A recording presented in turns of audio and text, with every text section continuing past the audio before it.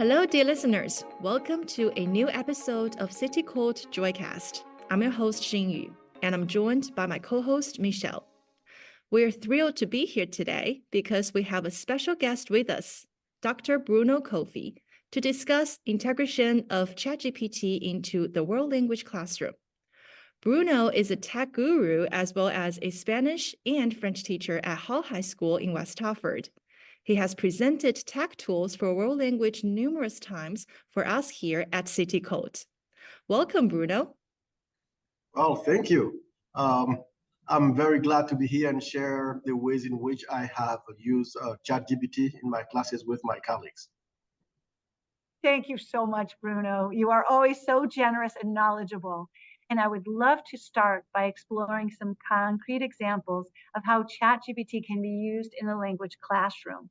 Could you share some specific activities or exercises that leverage ChatGPT for world language?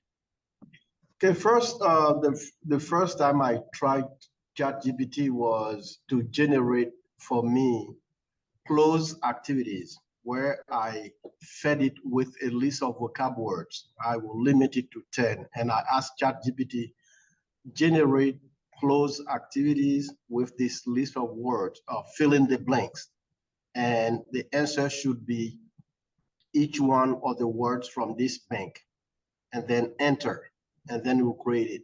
And as usual, I will always recommend my colleagues to read it and edit it. It may have some slight mistake, but still, don't just copy it and administer it. Other ways in which I have used it, I have typed some prompts onto a Google document and then posted it in Google Classroom. And I ask my student, copy each one of these questions into ChatGPT, and it will engage you into a conversation. So it's a dialogue, like you would prompt ChatGPT to say, for instance, let's engage in a conversation. Use each one of this vocab list at least once. Wait for my response before generating the next question. And give me feedback in English on the quality of my French or Spanish. And then we'll say the first word, for instance, is, if it's in Spanish, viaje. It will ask you, and you can specify the verb tense.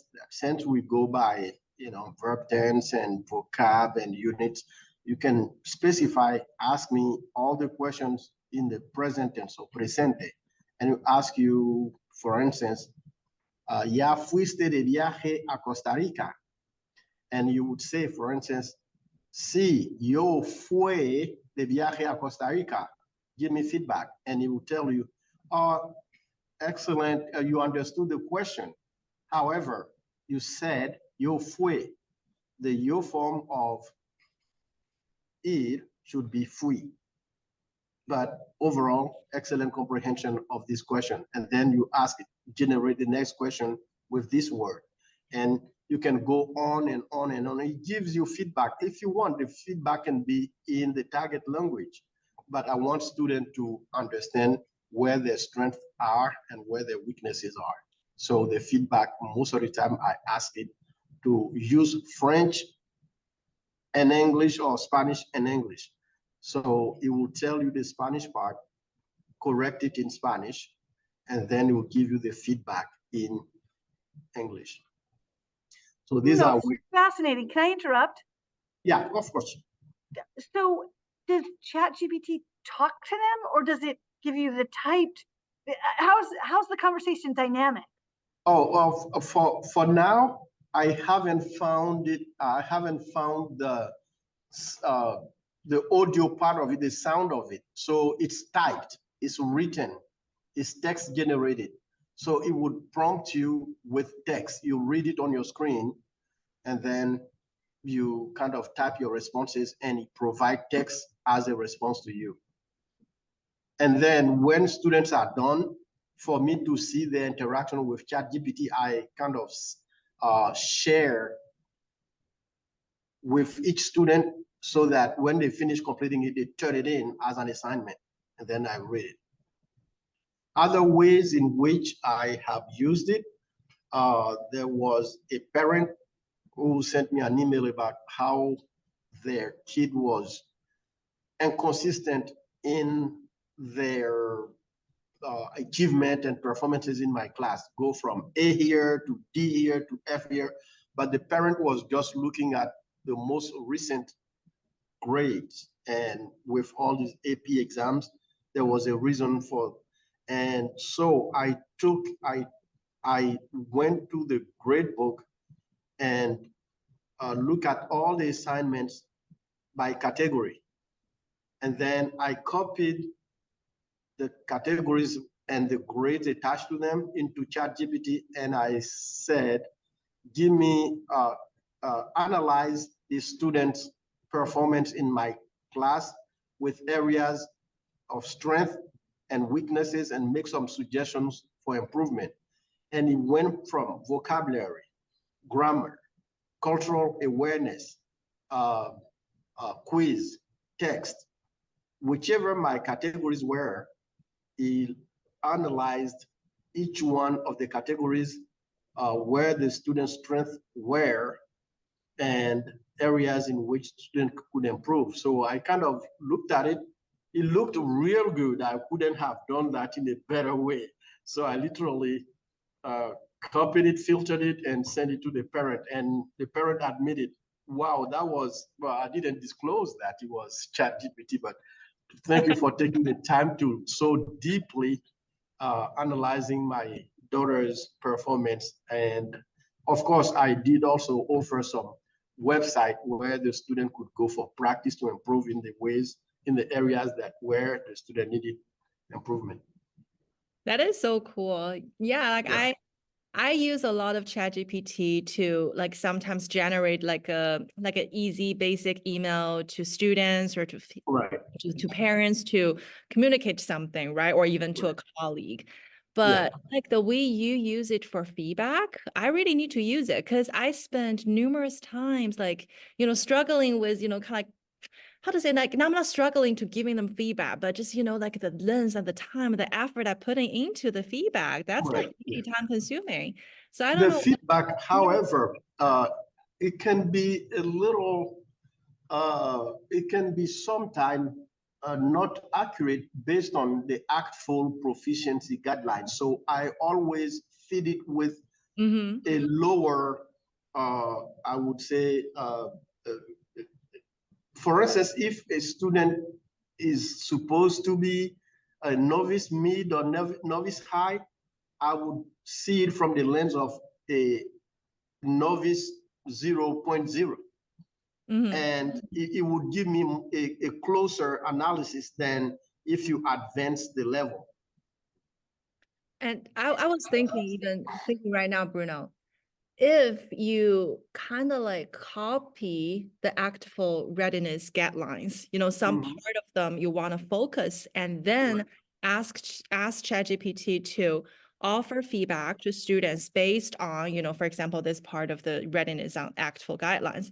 I was thinking like it may actually generate a more focused and maybe like, quote unquote, like more correct feedback to, I never tried, but I think it's worth a try to see if AI, can catch up. Right. If you feed it with an exemplar, then it may generate something that is more in line with what you want. If you, it generates its responses from what has been fed to him. So it pulls in all data from all researchers and databases.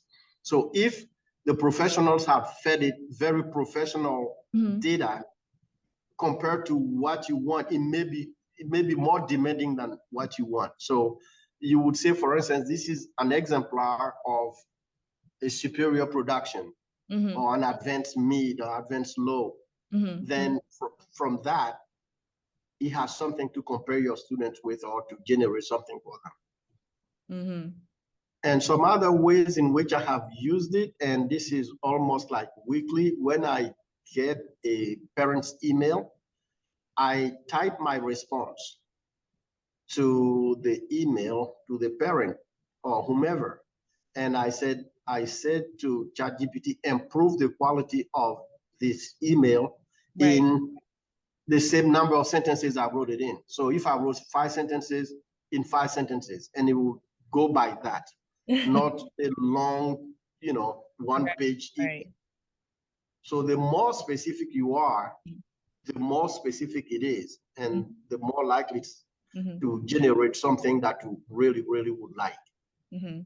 And then like circle back what Michelle asked earlier that, when Bruno mentioned about like letting the students to talk to ChatGPT by, really texting it, it reminded me, I have a lesson in my Chinese 3 this year, like teaching them the kind of like the skills of making a phone call in Chinese. Right. To someone, and the student joked with me. It's like, Li Laoshi, nobody's making phone calls in our age anymore. Like we text each other.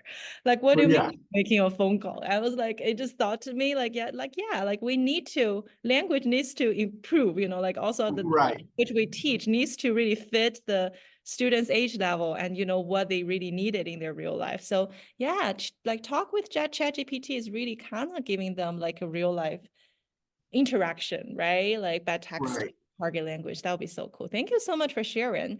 But beyond the like in time chatting with ChatGPT, do you also use ChatGPT in other writing practices in any way? I have used it. Let's see. So recently, I haven't used it that much, but when I first came across the concept of ChatGPT, I would ask students to have conversations about the topic that we were covering.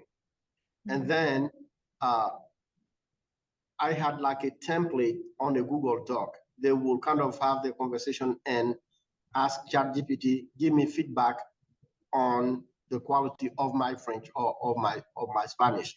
Problems we run into, and I haven't tried that recently, some students were able to log on with their school issued email without any glitch and no problem. They went on, they click join with Google, and it went through. And for that, I said to students, if they were hesitant, wait till they talk to their parents. This is what we're doing in French and Spanish class. Do I have permission to join ChatGPT? We don't know, what it entails yet. Almost all of them wanted to join immediately. Some went home or texted their parents, and they all had, the consent to do it. But some could not log on. I didn't kind of bring it to the administration attention. This was a problem we ran into, but it's also something to look into before doing a whole class activity. Some get frustrated because they want so much to get involved in it, and they can't, they can't join. So as usual, technology has its ups and downs, but this is something to look into. Ways in which I have also used it, writing an entire paragraph. I'm usually very specific. Write a 10-sentence paragraph about traveling to Costa Rica. Imagine that you have been to Costa Rica, you are back from there. These are the verb tenses that we have just covered, the pretérito.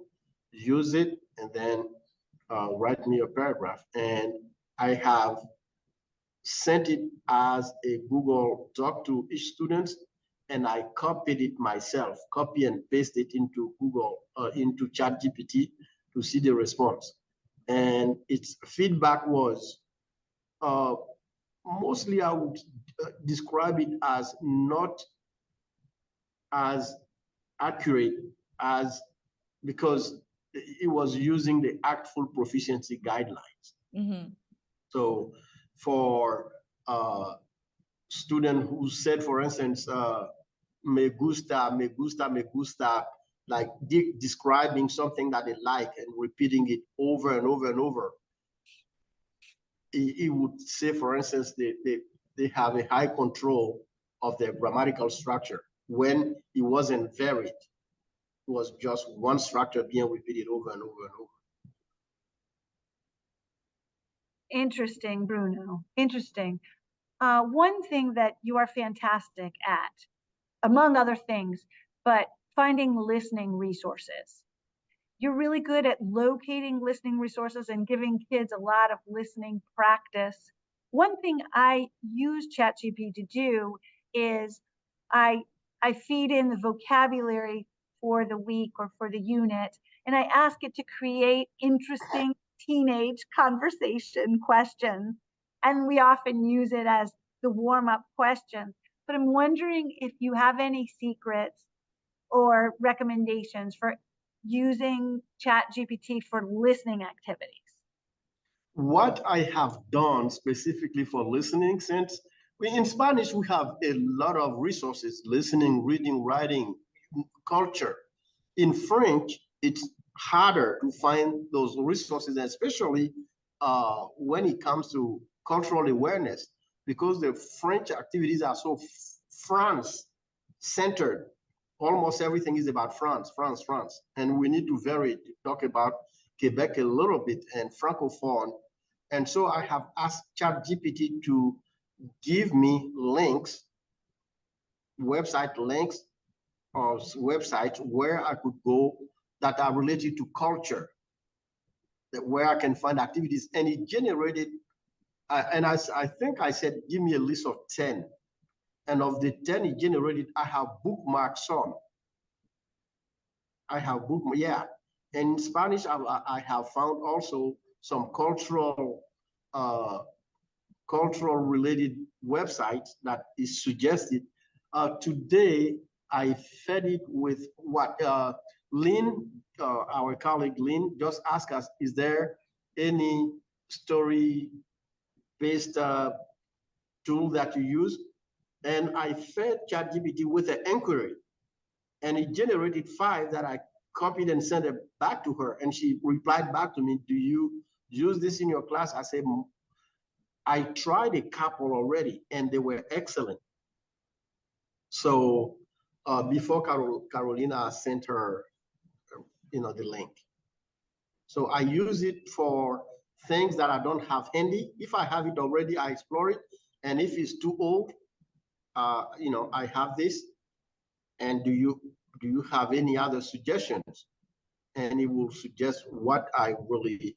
The more specific you are, the better the results.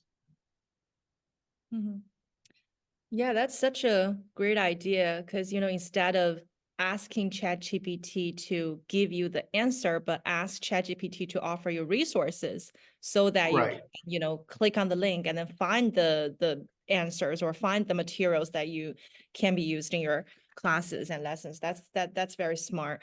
But sometimes I feel like technology has, a million great things. However, sometimes for the authenticity part of technology is just, always give me the concern that, for example, if I can fully control the quality, let's say when I ask my students to chat with it, or even if are there going to be like somewhat inappropriate information shared, but since I'm not in that conversation with ChatGPT, versus my students, are we, am I going to be able to really, gauge the content, offered by AI, by technology? Have you ever thought about that? Are you concerned about this, or how do you avoid, those things, offered? It can be, that's the reason why sometimes I have the questions format on a Google Doc for them to copy and paste it so they can offer like an authentic answer to it, an authentic response to it. Today, before this interview, I was kind of playing, with it to kind of try that question you just asked me. So I said, ask me 5 questions about traveling abroad, and with this vocab word. And one of the vocab words was the counter at the airport. Have you ever had a bad experience? And I said, yes, I lost my passport. And he asked, oh, but that was a terrible experience. How did you find your passport? And I said, oh, I had to go back home, and hopefully I found the passport at home. And say, oh, that was an excellent thing that you found your passport. And then the next word was flight attendant. Have you ever had any bad experience with a flight attendant? And I said, yeah, one time they gave me too much wine to drink. And this ChatGPT responded by saying, yeah, flight attendant usually wants to make sure that the travelers are at ease, so they would, accommodate them. And I don't know where it would have taken us, but there are times where I attempted to force something inappropriate, and it will tell me I am not, this is not the proper way to go by this.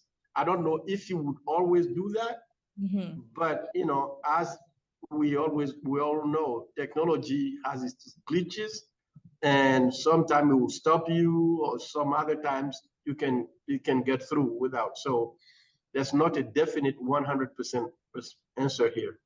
Of course. All right, great. So it seems like our kids could use a little brush up on courtesy words and transitions when interacting. So perhaps we could use ChatGPT as a model when trying to have the kids engage in dialogues. The next thing I wanted to talk to you about, Bruno, is learning outcomes. Now, you have talked to us about feedback, that ChatGPT can offer feedback on their response and their level, maybe not always so accurate on their level, but we've talked about giving them a focused section of the readiness standards and maybe using that as a clear guideline.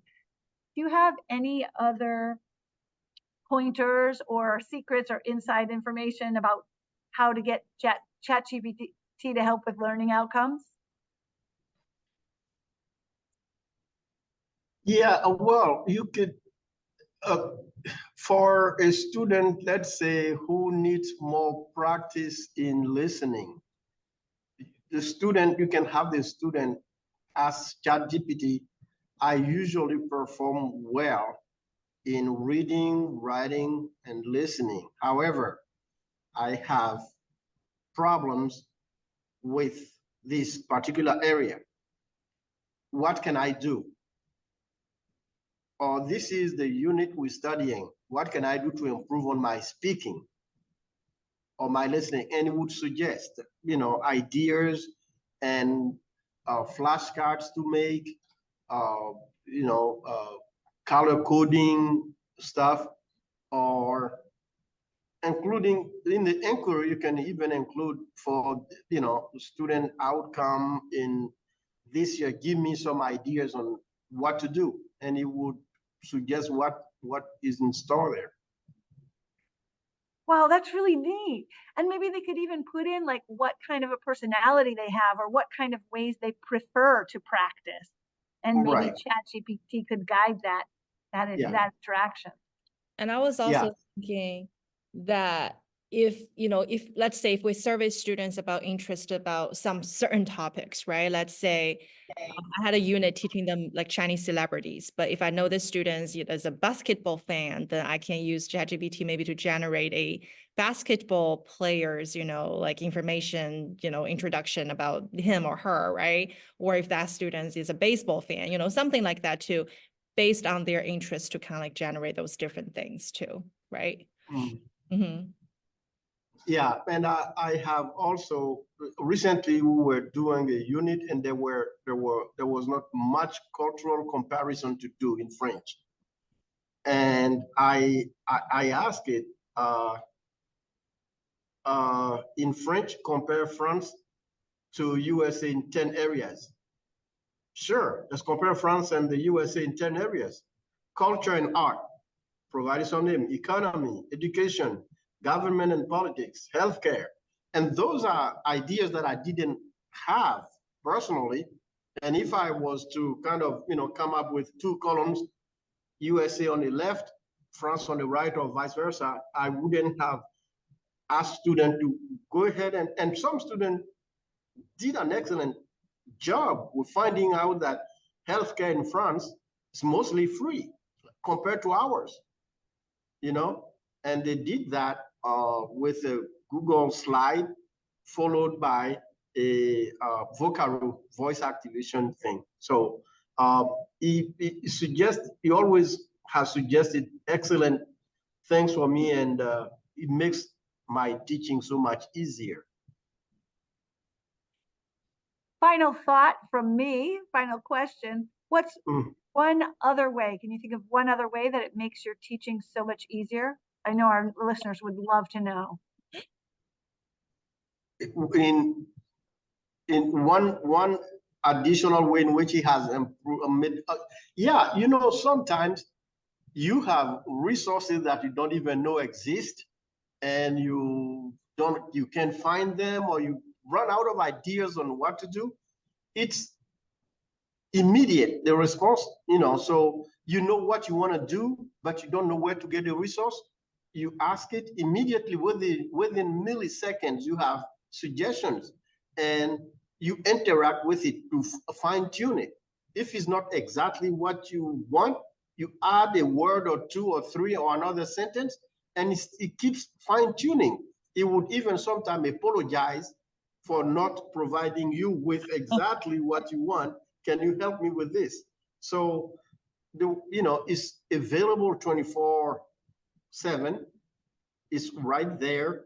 It's excellent quality. I know, I have read reports in newspapers, namely the New York Times, that doctors have used it to ask about specific medication they needed to prescribe, and he fine-tuned it.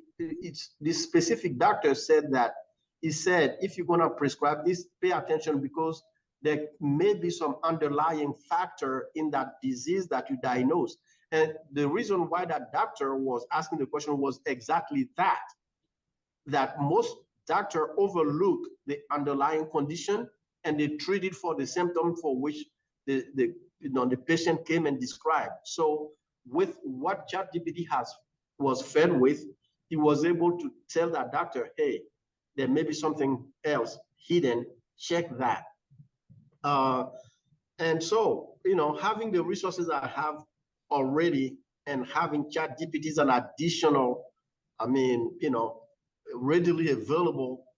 If you have your resources to teach, fine. If not, since we're always running into a block here or technology not working here, you run out of, the copier is down, and you can generate something quick. I have asked it, like, first thing in the morning when I sit at my desk, I said, generate 5 warm-up questions for my class about this topic. And it's there, level appropriate. Yeah, another quick idea, if the copier's down, is you feed in your vocabulary and you ask it to generate a simple story or whatever level you need for students to illustrate.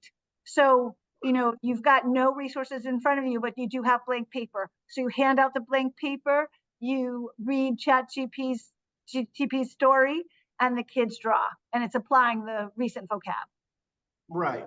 And also asking it to generate a paragraph that will serve as a model for students. So show it on a screen or voice activate it with some other tools to read it, like a voice text to speech platform, and students listen to it. Some of them copy the entire story. They have good listening skills.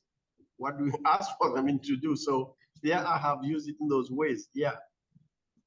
So personally, if it was to be taken out of school, I'll be one of the advocates for keeping it.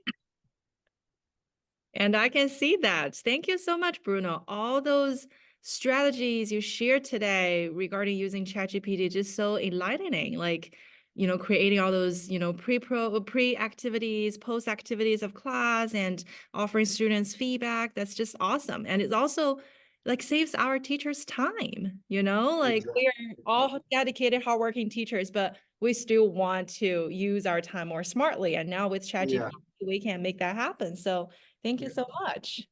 Yeah, thank you. I mean, you know, the final word is just to say, don't work so hard, work smart. And it helps you to work smart instead of working hard. Right. And we can use those, you know, save time to even do more to our students. So Right. Right. Thank you so much, Bruno. And to our Okay. dear listeners, and thank you also for tuning in today. Until next time, take care of our world language learners. Bye-bye. Bye.